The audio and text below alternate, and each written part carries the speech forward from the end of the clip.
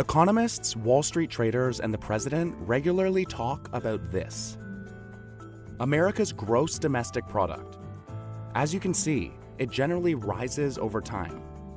But right now, the president and some others say it's not rising fast enough. They say the country will be better off if we can make the GDP rise at a 3% rate or even more each year, rather than the 2% rate it had been going at for a while.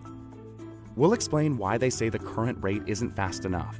But first, you have to understand what GDP is and how government statisticians measure it.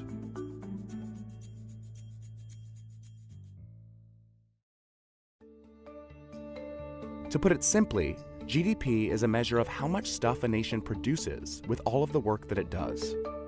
All of the apples we pick from orchards, the cars we produce in factories, the dinners we serve at restaurants, the flights we take from airports, the broken legs our doctors fix in hospitals, and more. GDP is what all of that work adds up to. As a nation, we produce an enormous amount of stuff every single year. According to the Commerce Department, Americans produced nearly $21 trillion worth of goods and services last year, far more than any other nation, including China. $21 trillion. Let's put that big number in perspective. If all we did as a nation was make cars, that would be about enough car production to build 2 giant stacks of car towers to the moon in a single year. So, how does the government measure all that stuff to come up with GDP? The government's method is kind of odd. If it's a measure of how much stuff we produce as a nation, you might think that government statisticians went around counting all that production up. But that's not the way the government does it. Instead, what the government measures is everything that we consume. The thinking goes like this: what is consumed has to be produced by somebody somewhere.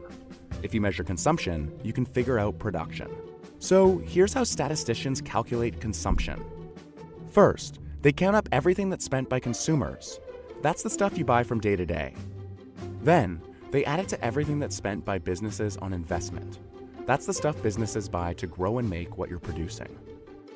And then, they add that to everything that's spent by the government on space travel, housing, the military, and everything else.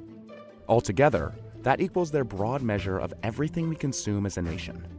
The formula is C plus I plus G. Then, the statisticians make some adjustments.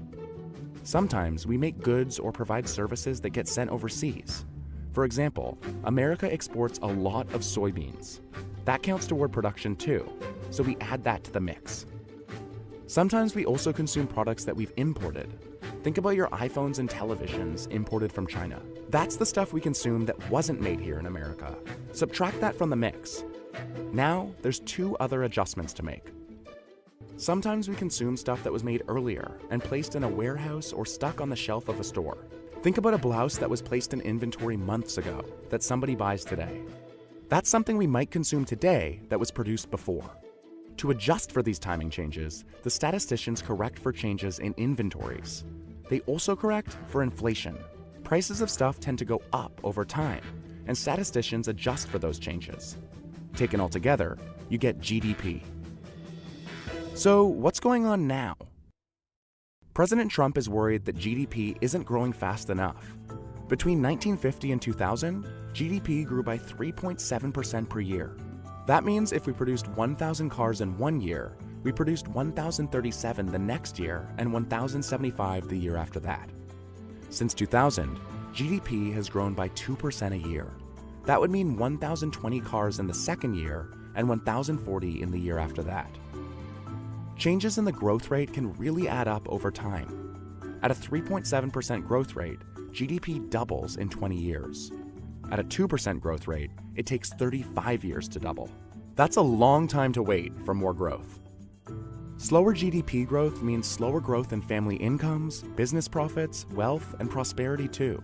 That's why the president and others worry when GDP doesn't grow fast.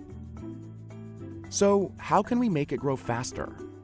Remember, GDP is a measure of how much our workers produce. 2 ways to make GDP grow faster are to add more workers to the labor force or to increase the productivity of the ones we've already got. Would that make us better off as a nation? Well, it would probably help a lot. But GDP isn't everything. It doesn't tell you how the income an economy produces is distributed between rich and poor. It doesn't tell you whether your air and water are clean. And it also doesn't tell you whether people are happy producing all of that stuff. That's why we need to look at a lot more than GDP to know if we're getting better off as a nation.